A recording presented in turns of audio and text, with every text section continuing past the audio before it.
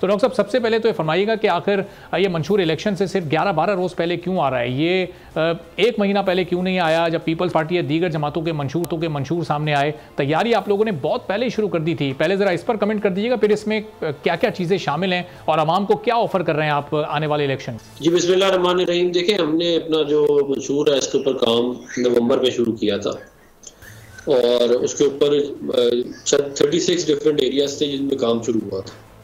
मैंने जो है वो आईटी के सेक्टर में लेबर, मैन पावर, स्पोर्ट्स और फॉरेन, ये 4 एरिया से जिसके अंदर मैंने अपनी इनपुट दी थी, लेकिन मैंने आईटी वाला काम प्राइमरीली जो है उसको ज़्यादा फोकस किया था। तो उसके अंदर हमारी कोशिश ये है कि हम पाकिस्तान के जो नौजवान हैं उनके लिए जो है वो बाइज्जत तरीके से रोज़गार के ज़राए पैदा करें जिससे वो अच्छी इनकम कमा सकें और मुल्क की एक्सपोर्ट्स भी बढ़ सकें। फिर हमारा ये प्लान है कि हम एंटरप्रेन्योरियल जो काम लोग कर रहे हैं, जो मुख्तलिफ स्टेजेस में कंपनियां होती हैं, ग्रोथ स्टेज होती है, सीड स्टेज होती है, डिफरेंट स्टेजेस में उनके लिए प्लान हमने एक मुरतब दिया है कि उनको कैसे हम फंड करके उनको मज़ीद बड़ा किया जा सके ताकि वो उसके थ्रू भी रोज़गार मज़ीद जो है वो लोगों के लिए अवेलेबल होगा। तो इसके अलावा हमारा एक बड़ा डिटेल्ड प्लान है पाकिस्तान के अंदर जो है आईटी सेक्टर की प्रमोशन के लिए, पाकिस्तान के एक्सपोर्ट्स बढ़ाने के लिए। तो ये एरिया, इसके अलावा जो बहुत और इम्पोर्टेंट नज़र है वो इकॉनमी भी है। फिर हमने लॉ एंड जस्टिस पे काम किया, कॉन्स्टिट्यूशनल जो मामलात हैं उनको हमने एक पूरी टीम उसमें देखा। तो ये इस तरह जो है पूरा जो है 36 एरियाज के ऊपर था। ये काम तकरीबन हमने कंप्लीट किया था मिड दिसंबर तक। उसके बाद जो है वो एक डेटा पोर्टल हमने बनाया जिससे हमने आवाम से ये कहा कि अगर किसी ने भी हमारे मंशूर से रिलेटेड कोई इनपुट देनी है तो वो दे। उसके ऊपर भी बहुत सारी हमें जो है वो तजवीज़ जो है मुख्तलिफ लोगों की तरफ से आई उस डेटा पोर्टल की जो हमारी वेबसाइट पे था उधर से। सही। फिर हमने वो जो हमें तजवीज़ आई थी हमने उनको जो है वो इंटीग्रेट किया, सैनिटी चेक किया, इंटीग्रेट किया अपने मंशूर में। और फिर उसके बाद उसकी अप्रूवल ली मियां नवाज शरीफ साहब से।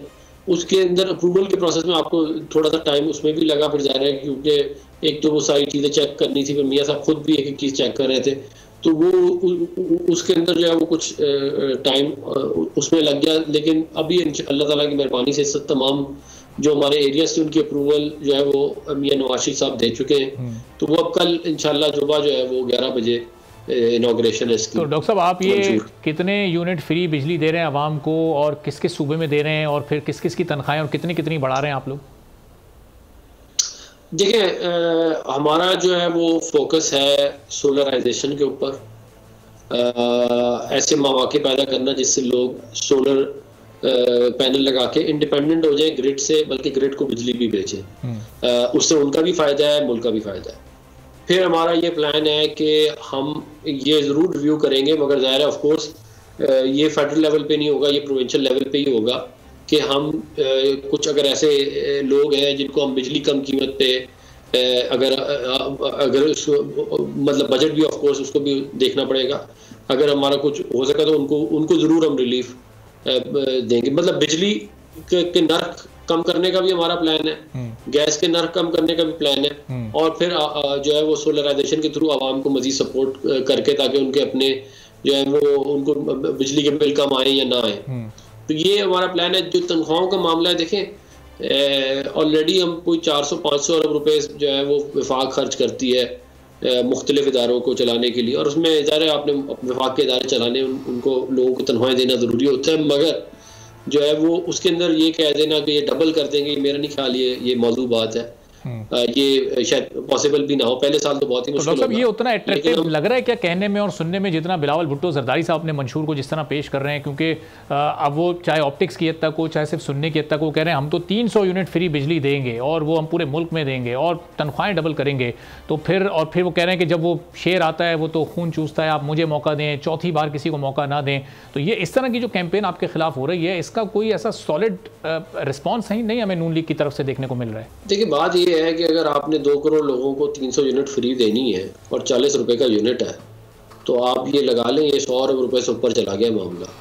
अब ये मैं नहीं समझता कि ये इतना जितना ये कह रहे हैं इतना आसान है। बिलखुसूस ये बात आप ध्यान में रखें कि इस बात का बड़ा कभी इम्कान है कि जो भी हुकूमत आएगी वो IMF प्रोग्राम लेगी शुरू में आते ही।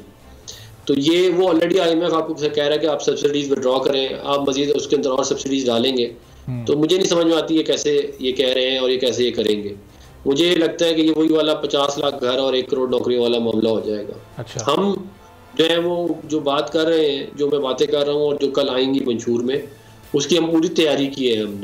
हमने हर चीज़ चेक की है और मेक श्योर किया है कि हम उनको डिलीवर करके दें, और हमारा ट्रैक रिकॉर्ड भी ये है कि जो हम वादे करते हैं हम उसके ऊपर डिलीवर करके देते हैं।